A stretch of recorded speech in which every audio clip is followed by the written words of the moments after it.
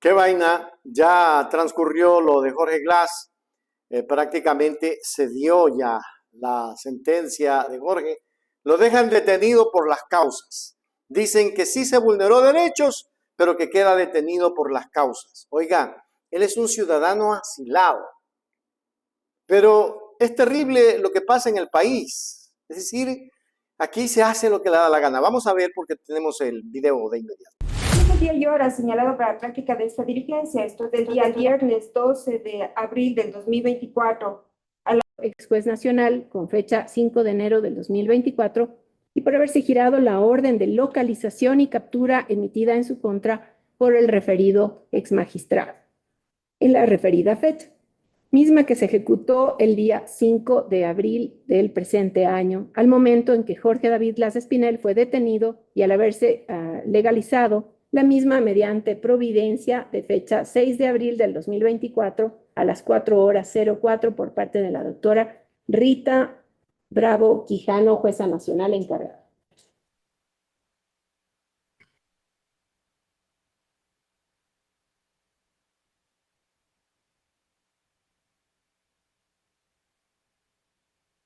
En tal virtud, a efectos de realizar un análisis integral, debemos centrarnos en el análisis tanto en la orden de prisión preventiva como en la detención de Jorge David Glass Espinel, considerando que ambas ocurrieron dentro de esta causa principal número 17-721-2019-00033G, cuestión que además justifica la competencia de este tribunal. Sobre la prisión preventiva ordenada dentro de la causa 17-721-2019-00033G, vemos entonces que el doctor Luis Rivera Velasco, ex juez nacional en calidad de sustanciador de la mencionada causa, en la respectiva audiencia de formulación de cargos, celebrada con fecha 5 de enero del 2024 a las 8:30, acogiendo el pedido de la Fiscalía General del Estado, resolvió ordenar la medida cautelar de carácter personal de prisión preventiva en contra de Jorge David Glass Espinel.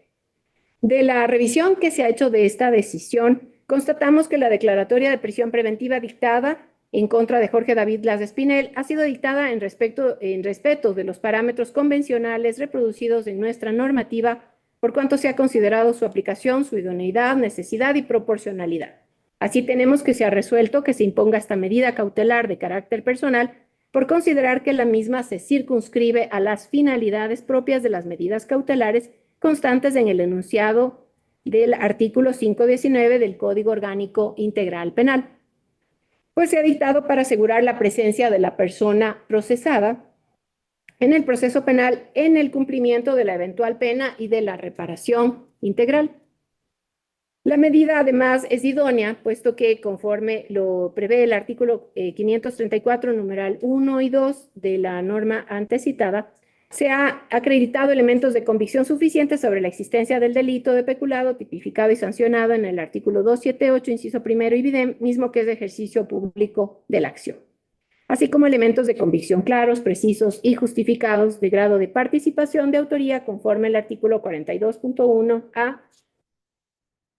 Por otra parte, la medida deviene innecesaria, por cuanto no se ha determinado que las medidas cautelares no privativas de la libertad, tales como la prohibición de salida del país, la presentación periódica, el arresto domiciliario y la disposición de vigilancia electrónica, hayan sido suficientes para asegurar la presencia del procesado o el cumplimiento de una eventual pena, justificándose además que Jorge David Glass Espinel, a la fecha de imposición de la prisión preventiva, se encontraba en la Embajada de los Estados Unidos mexicanos. Por último, la medida es proporcional, pues, a más de haberse verificado el riesgo procesal de fuga, la infracción motivo de la causa principal se trata de una infracción sancionada con pena superior a 1 año de privación de libertad, pues el peculado tipificado en el artículo 278 del COIP ostenta un quantum punitivo de 10 a 13 años.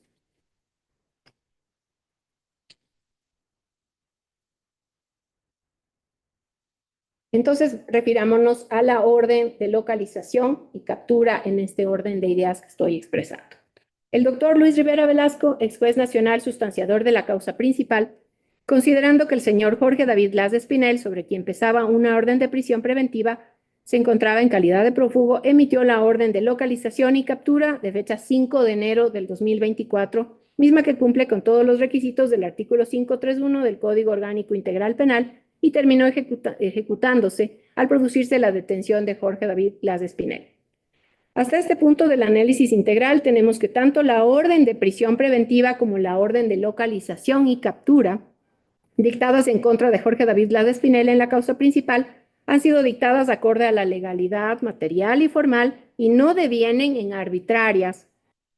restando entonces pronunciarnos respecto de la detención de la referida persona. Entremos entonces a este análisis sobre la detención. Consta como hecho probado que el día 5 de abril del 2024, en horas de la noche, miembros de las Fuerzas Armadas, de la Policía Nacional y del Grupo de Intervención y Rescate ingresaron a la Embajada de los Estados Unidos mexicanos, donde se encontraba el señor Jorge David Blas Espinel, a fin de proceder con su detención para ser puesto a conocimiento de la autoridad competente, esto es la Sala Especializada de lo Penal, Penal Militar, Penal Policial, Tránsito, Corrupción y Crimen Organizado de la Corte Nacional de Justicia.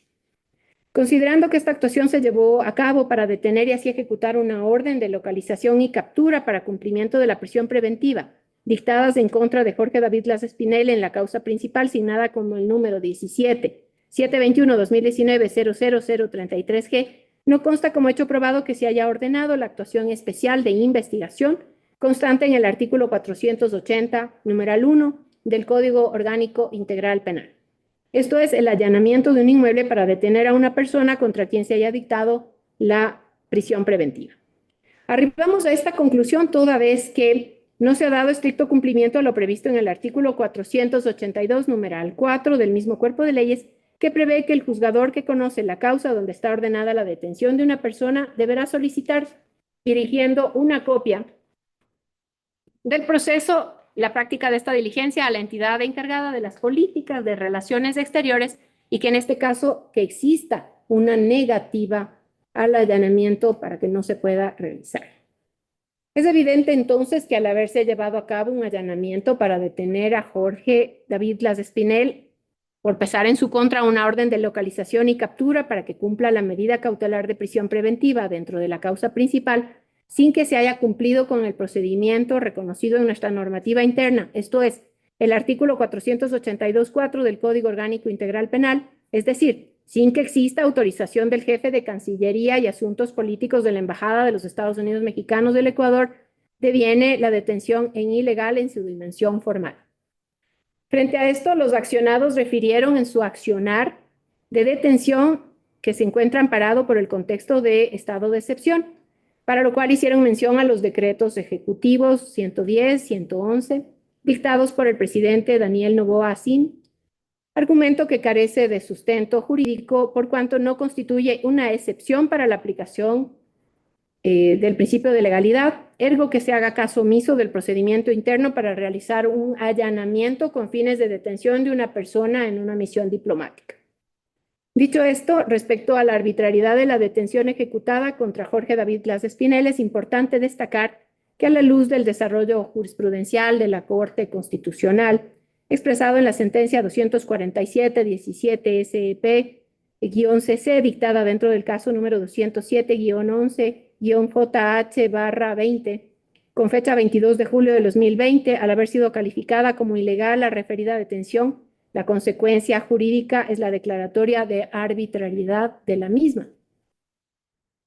Por lo que la detención realizada en contra de Jorge David Blas Espinel en ejecución de la orden de localización y captura dictada dentro de la causa principal 17-721-2019-00033G es arbitraria, resultando así inoficioso que este tribunal se pronuncie respecto a los acertos vertidos en la audiencia para probar este vicio.